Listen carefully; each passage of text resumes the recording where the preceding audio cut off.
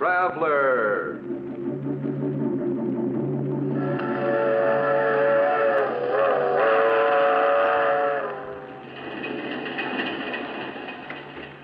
This is the mysterious traveler, inviting you to join him on another journey into the realm of the strange and terrifying.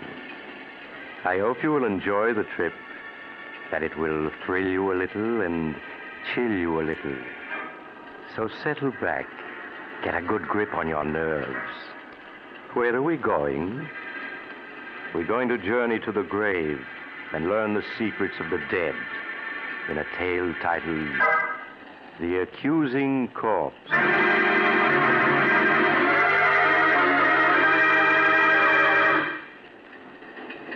Some years ago, when I was a county coroner, I was called in on a most interesting case. A case which had begun in the country home of Philip Drake, the wealthy stockbroker.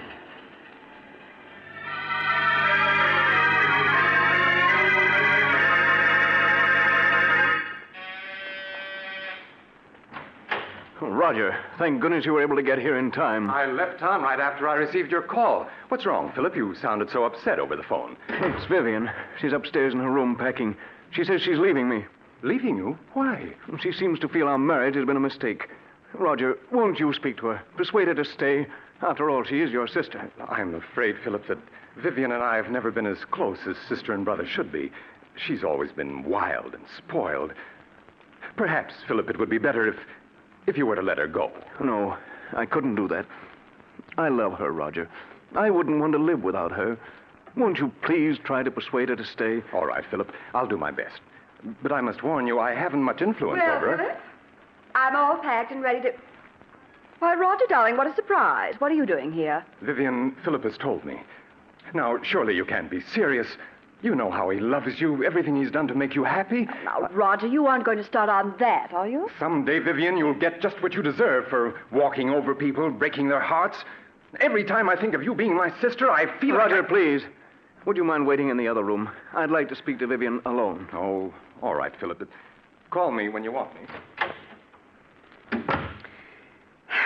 Really, Philip, no matter what you have to say, you're just wasting your time. Oh, Vivian, how can you do this to me? You know I love you, that I'd do anything to make you happy. That's sweet of you, dear.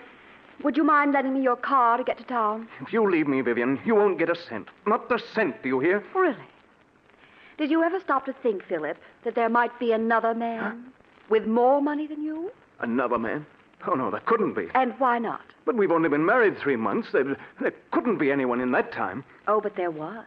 Oh, Vivian, in spite of what you've done, I'm willing to forgive you and start over with you. But, darling, I don't want you to forgive me. I want you to forget me. Vivian, you can't do this to me. I love you. I won't let you go. I really must be saying goodbye now. He's waiting for me in town, and I don't want to be late. If I can't have you, no one else will, do you hear? Oh, really, Philip, you're being ridiculous. I must go. No. Philip, what are you doing? A gun. Yes, Vivian, a gun. I told you if I couldn't have you, no one else would. Oh, Philip, you're insane. Put that gun down. If you don't change your mind about leaving, I'll kill you. Even with that gun, you can't keep me. Do you hear? I'd sooner die than go on living with you. I'm going. And you're not going to stop. Oh, you shot me. Vivian. Philip, what happened? I thought I heard... Vivian. Roger, is she dead? Yes. Philip, do you know what this may mean? Life imprisonment, perhaps. Even the electric chair. I know. Nothing seems to matter now. But you simply can't throw your life away like that, Philip. Oh, even if Vivian was my sister, I don't mind telling you that I always felt you were far too good for her. She didn't deserve to be your wife. Oh, please, Roger. Now, look, Philip, if we were to get rid of the body, who could possibly know that she didn't leave here tonight as she'd planned? No, it wouldn't work, Roger. You can't get away with murder. That's nonsense, Philip. Now, if we were to bury her in the woods, no one would ever find the body. Bury her in the woods? I couldn't do that. Then I'll do it. You can wait here till I return. But, Roger, what if... Philip, you must let me handle this. You'd better give me the gun. All right, Roger. You are. Good. Now, you wait here while I get rid of the body.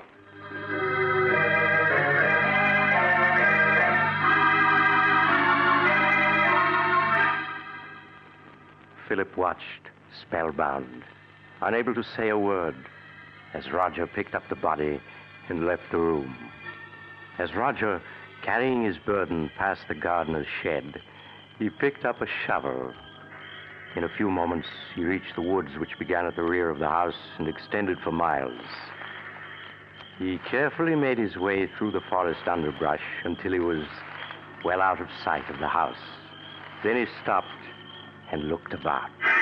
I think this is quite far enough. I think you can put me down now, Roger. I'm tired of being carried like a sack of potatoes. All right. There. Well, let me congratulate you on your performance as a corpse. Do you think he suspects anything? Of course he doesn't. He's positive that he shot and killed you. You've got the gun, haven't you? Well, certainly I've got it. You don't think I was going to let him discover that the bullets had been removed and blank cartridges substituted, do you? Oh, no. Not you, Roger. You always know what you're doing. I always try to, my dear sister. You don't think Philip will give you any trouble, do you? Outside of being in love with me, he isn't an utter fool. Don't worry, I can handle Philip. Now, here's the key to the apartment I rented in town. You'll find my car a quarter of a mile down the road. All right. I'll be waiting for you at the apartment. I'll be there in a few hours. Now, let me see. Yes, this seems like a nice place to dig.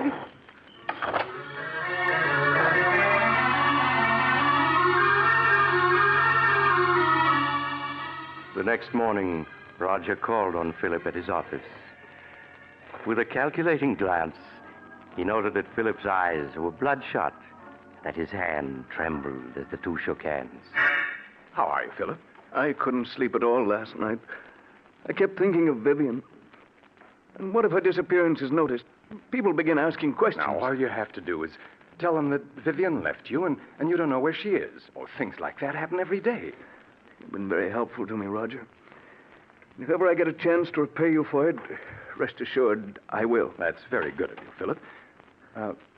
Truth of the matter is, you could do me a favor if you would. Of course. What is it? Well, I'm in the midst of a business deal, and I find myself a little short of capital. If you could lend me some money, I'd appreciate it. Oh, certainly, Roger. How much do you need? 20,000. 20,000? That's quite a lot. Naturally, Philip, if you feel you can't lend it to me, I'll go to a bank and try to borrow it isn't that I can't lend it to you, Roger. It's just that the amount surprised me. Shall I make the check out to you? Yes, if you please. All right. I can't tell you how much I appreciate this, Philip.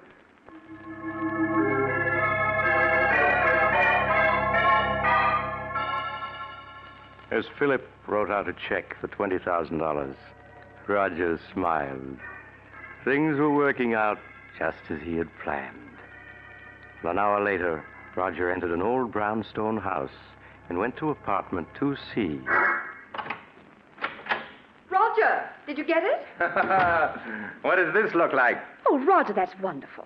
Now we can clear out and... Why, there isn't 100,000 here. No, my dear. I only got 20,000 from him. But we were after 100,000.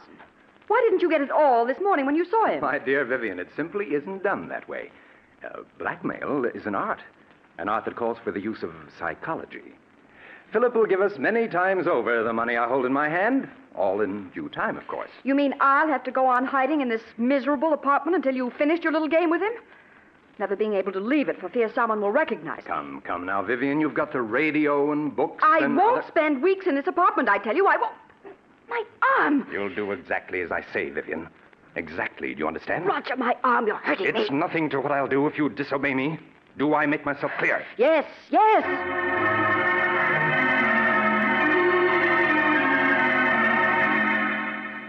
A week passed. A week in which Roger patiently bided his time. For time, he knew, was working on his side against Philip. Then one morning he called on Philip at his office. Good morning, Philip. How are you? How do you expect me to be? This past week I've been able to think of nothing but Vivian and what happened that night. Philip, you must stop brooding over it. Whatever happened was her fault, not yours. Yes, you're right. Perhaps what I need is a vacation. Yes, of course. A trip would do you a world of good. And if I could afford it, I'd go along with you. You mean you haven't any money? I'm afraid not, Philip. That's what I've come to see you about. I must have $40,000 at once. 40,000? Yes, I know it's a good deal of money, Philip, but without it, I'll be ruined. Well, naturally, I want to help you, Roger, but 40,000? If I don't get the 40,000, Philip, it may mean prison for me. Now, you wouldn't want to see that happen, would you? Well, of course not, Roger, but... After all, Philip, I saved you from prison. In fact, I made myself an accomplice to Vivian's murder by not turning you over to the police. Well, yes, I know, Now, but... you could hardly expect me to remain loyal to you if you weren't willing to help me, could you? I see. It seems I haven't any choice. Very well, Roger. I'll write you out a check.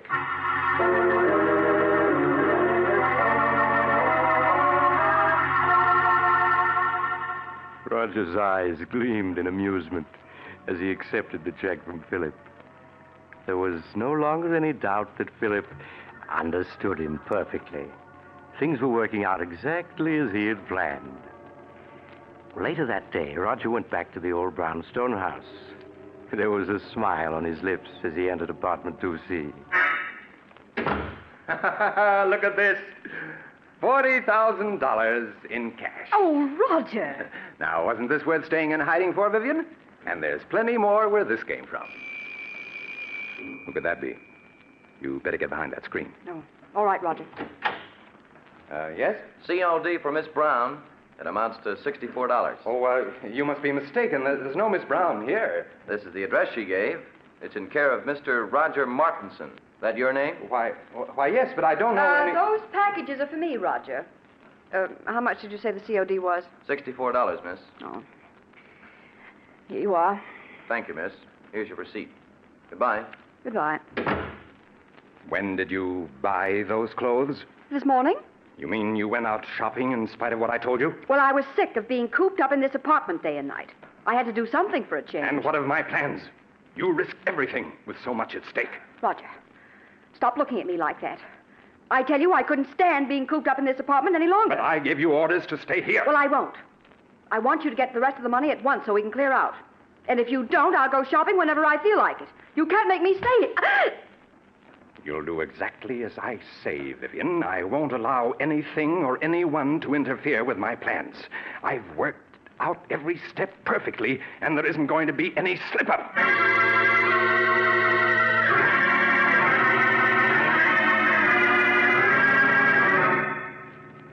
Another week passed, a week in which Roger made no effort to see Philip. Then early one evening, he got into his car and drove out of the city to Philip's home in the country. Oh, it's you, Roger. Come in. Good evening, Philip.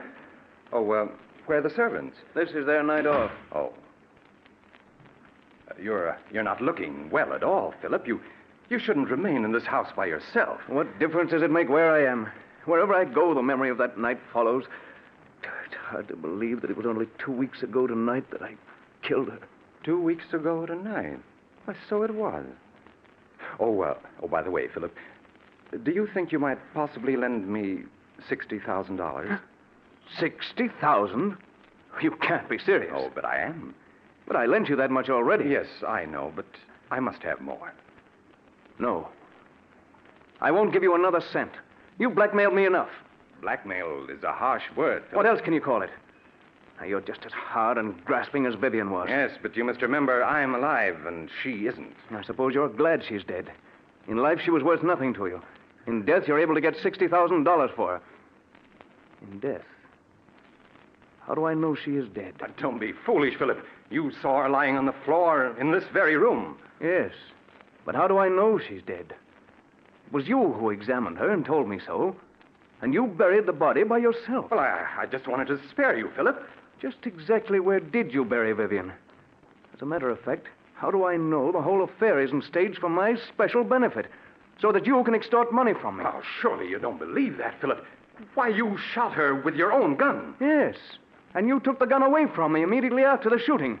Suddenly, that whole affair is becoming very clear to me. I tell you, she's dead, Philip, and buried out in the woods. Then I want to see the grave and the body you say is in it. But this is ridiculous. I won't go searching for a grave in the middle of the night. You shouldn't have to search for it, Roger. Not if you really dug one.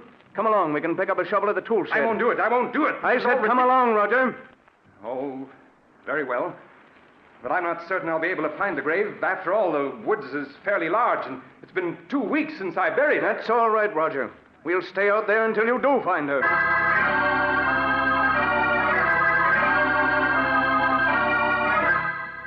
A few minutes later, Philip and Roger picked up the shovel at the tool shed and then continued on their way to the woods that began at the rear of the house. Neither of the men spoke as they entered the woods. Roger leading the way with a flashlight. Several times he stopped, trying to get his bearings, then plunged on again, hoping to find a familiar landmark. It became apparent that Roger was growing less and less sure of himself. Oh, the grave is someplace around here. I'm certain of it. Perhaps we ought to come back in the daytime. It might be easier to find it then. I know, Roger.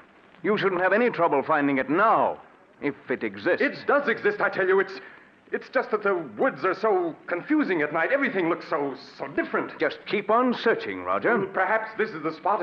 It looks something like it. Well, is it or isn't it? I don't know. It looks like the place where I buried her, and yet I'm not certain. There's only one way to make certain, and that's to start digging. Here's the shovel. But suppose this isn't the spot. Then we'll dig somewhere else. In fact, we'll dig up the entire woods if necessary. After all, you're certain she is buried in the woods, aren't you? Go ahead, Roger. Start digging. Oh, very well.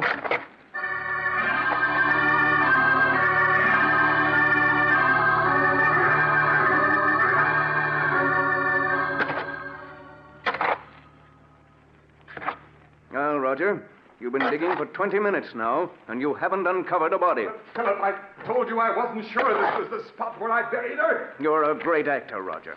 But I'm afraid this time you've overplayed your role. What do you mean? Vivian isn't dead, and there's no use your pretending she is. Everything that's happened was part of a scheme the two of you planned to extort money from me. I tell you she is dead. Then where's the body? I thought this was the spot, but I must be mistaken. I'm sure I didn't bury her any deeper than this, but if I... Philip, turn the flashlight this way. What is it? Look. Do you see what I've uncovered? A hand. Yes. This is the spot where I buried her, Philip. Just a few more shovelfuls and I'll have her uncovered. No. Oh, it can't be. There. There you are, Philip. Of course, she's been in the ground for 2 weeks, but I think you can easily recognize that it's Vivian. Yes. It's Vivian. And look, Philip, here's the bullet hole under her heart. The bullet hole that you made. I don't want to see any more. I've had enough. You should trust me a little more, Philip. Everything I did was for your own good. After all, you don't want to go to the electric chair, do you? I don't care what happens anymore. I can't stand having her death on my conscience any longer. I'm going to call the police. Don't be a fool, Philip. You know it might well mean the electric chair. I'll take my chances. Anything's better than going on living the way I have these past 2 weeks. I'm going back to the house and call the police. Philip, come back, Philip!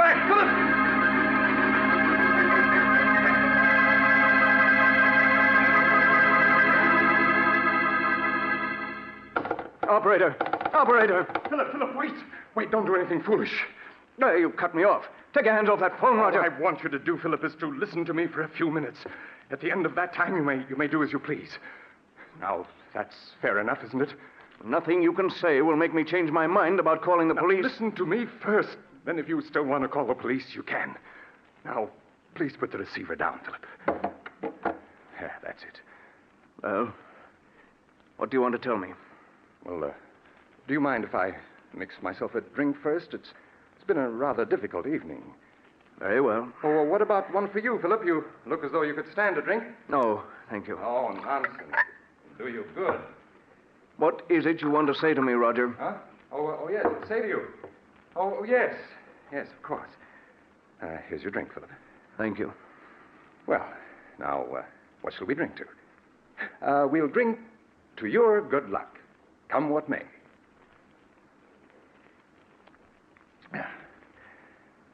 There. I feel a good deal better. All right. Now that we've had our drinks, what have you got to say? Oh, yes. What I wanted to say was I never let anything interfere with my plans, Philip. What do you mean by that? Simply that I can't allow you to go to the police, and therefore you shan't. It would spoil my plans. Oh, it would it? Well, I'd like to see you stop me. I have, Philip. In a very little while, in fact, in just a few seconds, you'll be dead. Dead? What are you saying? Yes, Philip. The drink I mixed for you was poisoned. Poison? Aren't you finding that it's becoming difficult to breathe? Oh, no. You couldn't have. My throat. It burns. Yes, I know, Philip, but it'll all be over in a matter of seconds. Now, I see it all. You murdered her. Yes, Philip. Just a week ago tonight, she died according to plan. Uncle, please, Joe. I'm afraid, Philip, that you haven't the strength left to reach the telephone. I will.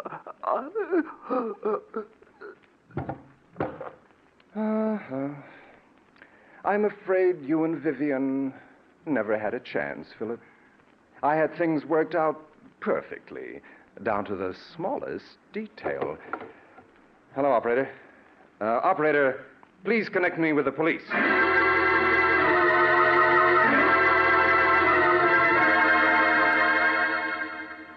It was at this point that I was called into the case. Inspector Carlton called me an hour after Roger Martinson had phoned the police. When I arrived at the Drake mansion, I examined the body of Vivian Drake, then that of her husband, Philip. When I had finished my examination, I entered the library, where Inspector Carlton was questioning Roger Martinson. Hello, Doc. Oh, Doc, this is Roger Martinson. Mr. Martinson, this is Dr. Smith, the county coroner. How do you do? Hello. I'll be with you in a few minutes, Doc. Just stick around. Now, Mr. Martinson, you were telling me how you came to this house 2 weeks ago tonight to see your sister and found that she was gone. Yes. Yes, my brother-in-law, Philip, told me that she'd gone on a vacation. Now, I thought it strange at the time that she should have gone away without saying goodbye to me, as we were always very close. But days passed, and I didn't hear from her. Tell me, was it like your sister to go away and not write? No, it wasn't, and that's what worried me so. These past 2 weeks, Philip kept putting me off when I inquired about Vivian's whereabouts. Well, tonight I couldn't stand it any longer. And I came to this house to have it out with him. What did your brother-in-law say when he saw you? Well, he was quite agitated at my unexpected arrival. When I couldn't get any satisfaction out of him regarding Vivian, I threatened to go to the police. Then he broke down and confessed that he murdered Vivian. When did he murder her? He told me that he'd done it 2 weeks ago tonight. Why, that was the very night I'd come here to see Vivian, and he told me that she'd left for a vacation. I see. Go on. Well, naturally, when he told me he'd murdered her, I was aghast. He led me to the woods and showed me the grave. We returned to the house, and before I knew what had happened, Philip had taken poison. Then I called the police. Well, it seems like a plain case of murder and suicide. Outside of a few questions at the inquest, I don't think we'll trouble you anymore, Mr. Martinson. That's quite all right, Inspector. I shall be at your service anytime. Just a moment, Mr. Martinson. Yes? I was very much interested in hearing what you had to say to the inspector regarding the murder of your sister. You say that your brother-in-law confessed to murdering her 2 weeks ago tonight? That's right. That would be April 2nd, wouldn't it? Yes, that's correct. Then you never saw her alive after the night of April 2nd? Why, no, of course not. What are you getting at, Doc? Please, Inspector. Mr. Martinson, would you mind telling me where you live? At 425 West 107th Street. Tell me, were some clothes delivered to that address in your care a week ago today, April 9th? Clothes? Yes. To be exact, a woman's sports suit, which cost $64 and arrived COD. Why, no. You're lying, Mr. Martinson. I have in my hand a slip of paper that not only proves that you're lying, but that will send you to the electric chair. Doc, what are you saying? Yes, Inspector. Mr. Martinson's plan was perfect, but he slipped up badly. He forgot to search Vivian Drake's clothing before he buried her. When I examined her body just now, I found in one of her pockets this receipted bill bearing the date April 9th. That proves beyond a doubt that she wasn't murdered by her husband on April 2nd, as Mr. Martinson here claims. No. Yes, Mr. Martinson. The corpse has accused you from the grave of murder and has given us proof of your guilt. No, it can't be. I had everything planned perfectly. Perfectly, do you hear? Down to the last detail. I couldn't have failed. I couldn't have...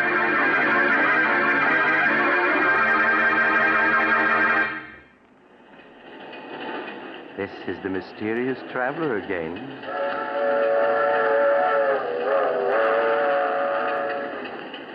Have you enjoyed our little trip to the grave? Poor Roger. What a pity. After all that planning and hard work, to be tripped up by a sales slip found on a corpse. It just goes to prove that you have to be more careful when you're burying people you've murdered. Now, I recall another case where a woman drugged her husband and... Oh, you're getting off at the next stop. I'm sorry. I hope you'll join me again soon. But if you do, please remember this. Next Sunday, I shall take a train that leaves at 3:30 p.m. Eastern War Time. Don't forget, Sunday afternoon at 3:30.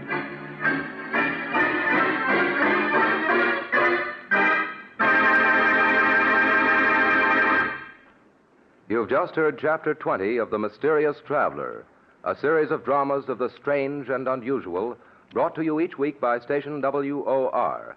In tonight's program, The Accusing Corpse, Don Randolph played Roger. Also featured were Maurice Tarplin and Philip Clark. The Mysterious Traveler, written by Bob Arthur and David Kogan, is directed by Jock McGregor. Original music was played by Doc Whipple.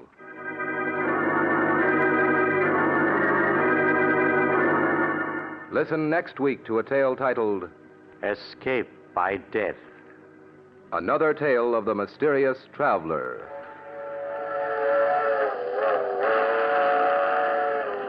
The Mysterious Traveler is presented by WOR Mutual every Sunday over most of these stations.